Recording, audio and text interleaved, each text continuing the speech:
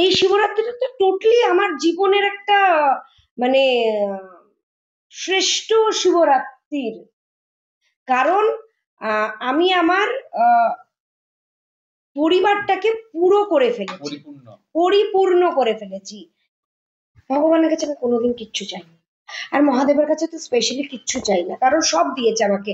আমাকে ভালো সন্তান দিয়েছে, আমাকে ভালো স্বামী দিয়েছে, আমাকে ভালো দুটো মা দিয়েছে, আমাকে আমাকে প্রাণে মানে আমার দুটো বোন দিয়েছে যারা আমাকে প্রাণের থেকেও বেশি ভালোবাসে। আমরা উভয়ের জন্য মরতে পারি, মানে প্রত্যেক জনের জন্য জীবন দিতে পারি। করবো পরপর বলতে থাকি। জল দেবে তো আগে? জলটা দাও।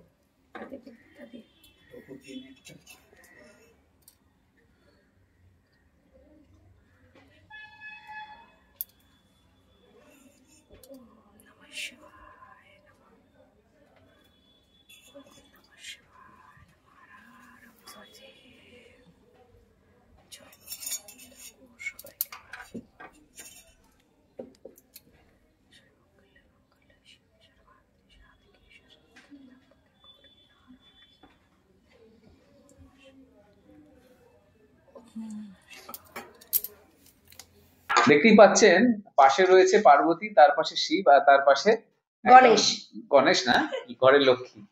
তো সেখানে হ্যাঁ, গণেশ তোমার কাছে অবশ্যই, আমি লক্ষ্মী বললাম। তো সব মিলিয়ে এটা বলতে গেলে দুর্গাপুজো করছি না, বা যার শিবরাত্রি।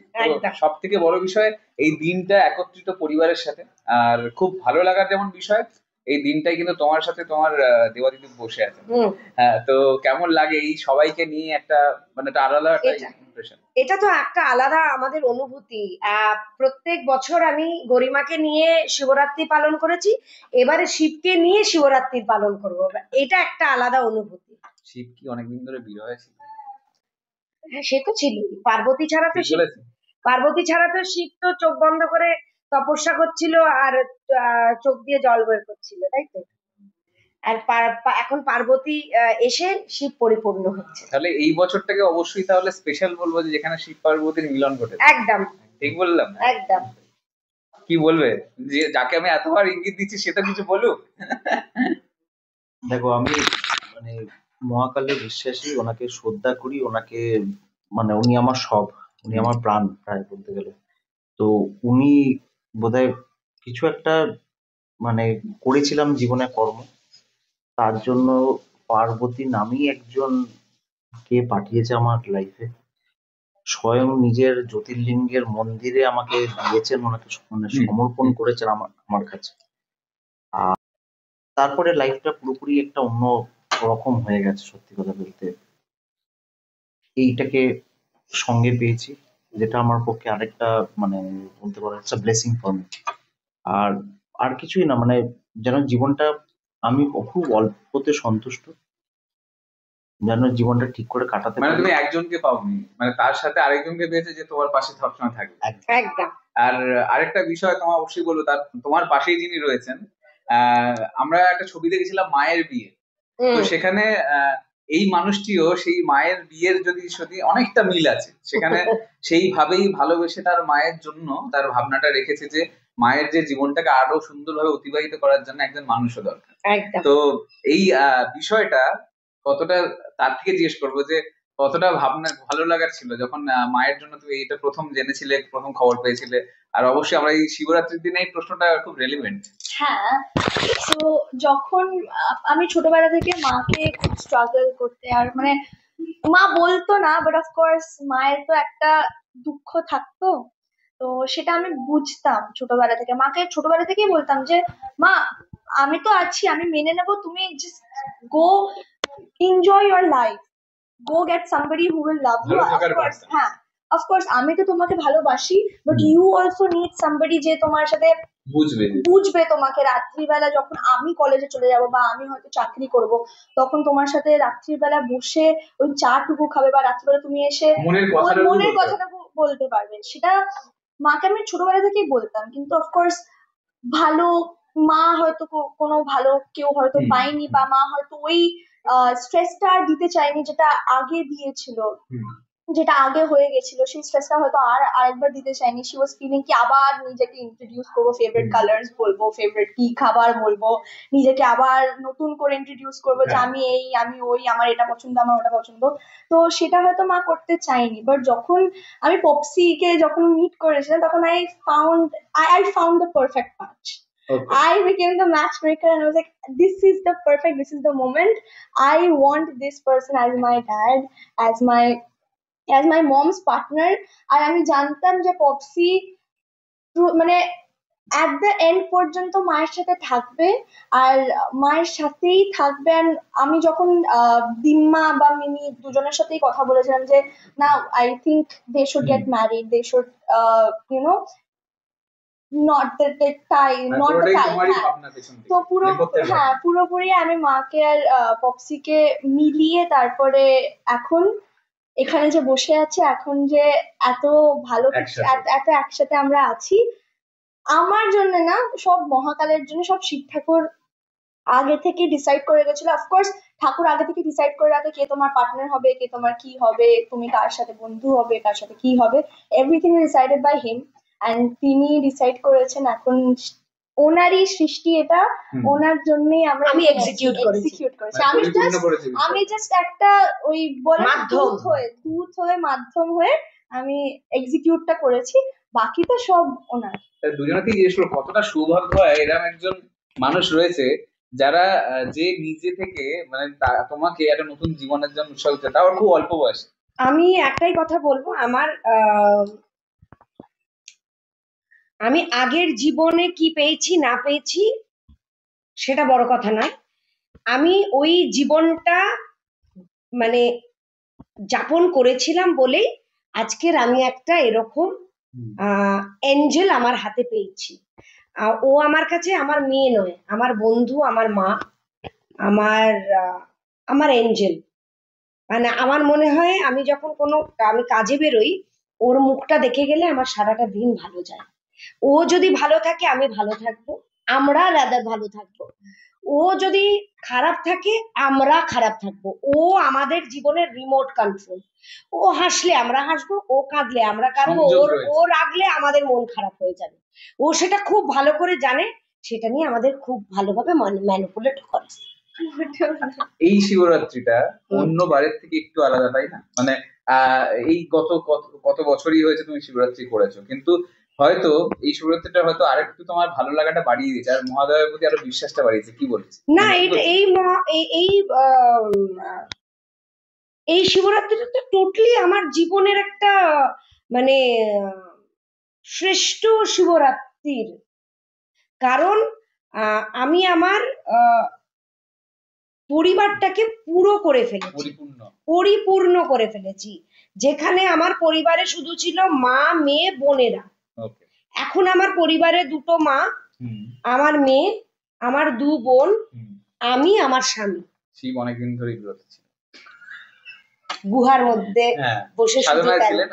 হঠাৎ করে উদাহরণ একটু এই দিনে আমি সেই স্টিরিওটাইপ প্রশ্ন করব না যে আজকে পুজোয় কি কি করেছেন, একটা জিনিস করবো যে কিভাবে প্রথম দেখাটা হয়েছিল শিবের সাথে পার্বতীর, একটু যদি একটা সোশ্যাল গ্যাদারিং এ আমাদের দেখা হয়েছিল। তার আগে ও আমাকে, আমি বহুবার ইন্টারভিউতে বলেছি, ও আমার কোভিড এর ডক্টর ছিল, যেখান থেকে শুধুই ডক্টর আর পেশেন্টেরই একটা সম্পর্ক ছিল। কোভিড সেরে যাওয়ার পর আমি ওকে কোনোদিন কন্ট্যাক্ট করিনি অ্যাজ আ ডক্টর, কারণ আমাদের একটা অন্য ডাক্তার ছিল না। কোভিড এর পর আমরা কোনোদিন দুজনকে কন্ট্যাক্ট করিনি, মানে ও তো করেইনি, ও তো প্রশ্নই ওঠে না কন্ট্যাক্ট করার। আমি আর মা লেগেছিলাম, কারণ কি আমাদেরকে বেরোতে দেয়নি। হ্যাঁ, কারণ কোভিডে ডাক্তার এর চেয়ে খারাপ ডাক্তার পৃথিবীতে হয় না। আমরা মা মেয়ে মিলে বসে বলেছিলাম, কারণ 17 দিন ঘরে থাকার কথা, সেখানে আমাদের 21 দিন ঘরে থাকতে বলেছিল। তো মোটেই আমাদের ডাক্তার পছন্দ হয়নি, তাই জন্য ওর সাথে কন্ট্যাক্ট করার কোনো এত বাধ্য ডাক্তার পছন্দ না, আমার কন্ট্যাক্ট করার কোনো ইচ্ছেই ছিল না। তারপরে এই মাথার চেঞ্জটা কোথা থেকে এলো যে হঠাৎ না, এটা একটা সোশ্যাল গ্যাদারিং এ আমাদের দেখা হলো। আবার দেখা তারপরে তারপরে আমি রেকগনাইজ করলাম, হঠাৎ দেখা। তারপরে আমি রেকগনাইজ করলাম যে আপনি আমাকে দেখেছিলেন, 21 দিন ধরে লক করেছিলেন বাড়ি। আপনি সেই ডাক্তার না? ও বললো হ্যাঁ আমি। ও তো খুব শান্ত, খুব শান্তভাবে বললো হ্যাঁ আমি সেই ডাক্তার। আমি বললাম ও হাই হ্যালো। তারপর থেকে অদ্ভুত ভাবে গুড মর্নিং মেসেজ আদান প্রদান হলো। তারপরে একটা অদ্ভুত ভাবে আমরা দুজন দুজনকে রিপোর্টিং করতাম। ও কাজে বেরোলে বন্ধুত্বটা হয়, হ্যাঁ সে বন্ধুত্ব থেকে আস্তে আস্তে করার পরে তখন আমি আলটিমেটলি ওকে মানে অ্যাপ্রোচ করি। তারপরে ও প্রথমে না বলে, তারপরে আস্তে আস্তে করে যখন একটা সময় আসে তখন হ্যাঁটা বলে। ওর চেষ্টাতেই পুরো দায়িত্ব না। আর না, ওর চেষ্টাতেই আজকের আমাদের এই জায়গায় আসা। ও ধৈর্য না থাকলে আজকের হয়তো আমরা এই জায়গায় বসে থাকতে পারতাম না। তার জন্য আমি ওকে কুর্নিশ জানাই যে ওর মতো ধৈর্য আর ও যে এই চেষ্টাটা করে আমাদেরকে আজকের এই আনন্দের জায়গায় নিয়ে এসেছে, তার জন্য থ্যাংক ইউ সো মাচ। একদমই। আর একটা জিনিস অবশ্যই জিজ্ঞেস করবো যে এতদিন পরেও মানে আমাদের তো ভগবানের কাছে অনেক কিছু চাওয়ার থেকে প্রতিনিয়ত নানান রকমের জিনিস চাই, আর এবারে কি চাইবে? ভগবানের কাছে আমি কোনোদিন কিচ্ছু চাইনি, আর মহাদেবের কাছে তো স্পেশালি কিচ্ছু চাই না, কারণ সব দিয়েছে আমাকে। আমাকে ভালো সন্তান দিয়েছে, আমাকে ভালো স্বামী দিয়েছে, আমাকে ভালো দুটো মা দিয়েছে, আমাকে আমাকে প্রাণে মানে আমার দুটো বোন দিয়েছে যারা আমাকে প্রাণের থেকেও বেশি ভালোবাসে। আমার আর কি চাওয়ার আছে? সুন্দর একটা ভাগ্য দিয়েছে। মানে আমার হ্যাঁ প্রথম দিকে একটু হয়তো টালমাটাল হয়েছে, ঠিক আছে, সেটা পরীক্ষা, ওটা পরীক্ষা। আমার এত সুন্দর একটা ফ্যামিলি দিয়েছে, তুমি বিশ্বাস করো আমাদের ফ্যামিলিটা এমন আমরা উভয়ের জন্য মরতে পারি, মানে প্রত্যেকজনের জন্য জীবন দিতে পারি। আমি আমার মেয়ের জন্য জীবন দিতে পারি, আমার ছোট বোন আমার মেয়ের জন্য জীবন দিতে পারে, আমার মেজ বোন আমার মেয়ের জন্য জীবন দিতে পারে। আমার মা মানে আমার মেয়ের কাছে একটা নয়, আগে আমার মেয়ে বলতো আমার 4টে মা, এখন আমার মেয়ে বলে আমার 5টা মা, কারণ তার মিমিও এসে গেছে। হ্যাঁ, সব মিলিয়ে একটা পরিপূর্ণ ব্যাপার। আর অবশ্যই শিবরাত্রির দিনে আমরা শুধুমাত্র দেবাদিদেবের কথা বলছি না, আমরা কিন্তু মল্লিকার জীবনের যিনি দেবাদিদেব তিনিও রয়েছেন, আর মল্লিকা নিজেও পার্বতী হিসেবে এখানে রয়েছে। আর তার মেয়ে যে খুব মিষ্টি একজন, সে পুরো এই সংসারের পুরো নেপথ্যে বলতে গেলে কৃষ্ণের মতন বাঁশি বাজাচ্ছে সারাক্ষণ। ও সবেতে থাকে আমাদের, মানে আমাদের মানে হিরে থেকে জিরে অব্দি গরিমাকে থাকতেই হবে। ইনফ্যাক্ট মাসকাবাড়ি বাজারটাও আমরা কিন্তু গরিমাকে নিয়েই করি। আর গরিমায় কিন্তু মাসকাবাড়ি বাজারে অনেক কিছু এমন আছে যেটা হয়তো আমি হয়তো ভুলে গেলাম, হঠাৎ করে বলে মা হিম্মা কিন্তু বলেছিল 5 ফোড়নটা তোমায় নিতে হবে। ওর ওপিনিয়ন ছাড়া চলবে না, ওর ওপিনিয়ন ছাড়া আমাদের জীবন চলবে না। একদম। অবশ্যই আজকের দিনে আমাদের দর্শকদের তুই বিশেষ বার্তা দিয়ে দাও। আমি একটাই কথা বলবো, ভালো থাকুন, সুস্থ থাকুন, আনন্দে থাকুন, আমাদেরকে আশীর্বাদ করুন, যাতে আমরা যেরকম হাসতে হাসতে জীবন শুরু করেছি, যখন আমরা 4 পায়ে জীবনটা দুজনে শেষ করব, সেরকম যেন হাসতে হাসতেই চলে যেতে পারি আপনাদের আশীর্বাদ পেয়ে। একদমই। আর অবশ্যই আমরা একটা সুন্দর পরিবারের সাথে আছি, আর অবশ্যই খুব মিষ্টি একটা অনুভূতি আর খুব সুন্দর অভিজ্ঞতার মিষ্টি মানুষদের সাথে রয়েছে, যারা শিবরাত্রির দিনে একদম পুজোর পরে তাদের সব নানান কর্মসূচি রয়েছে। আর মল্লিকা দির বাড়িতে আমরা ছিলাম আজকে, বেশ আনন্দ করলাম। আর আপনারাও আজকের দিনটাকে সুন্দর করে তুলুন আর শিবরাত্রি উৎসবে মেতে উঠুন। আর নেক্সট স্টুডিওতে আপনারা লাইক, সাবস্ক্রাইব আর শেয়ার করতে ভুলবেন না। নমস্কার।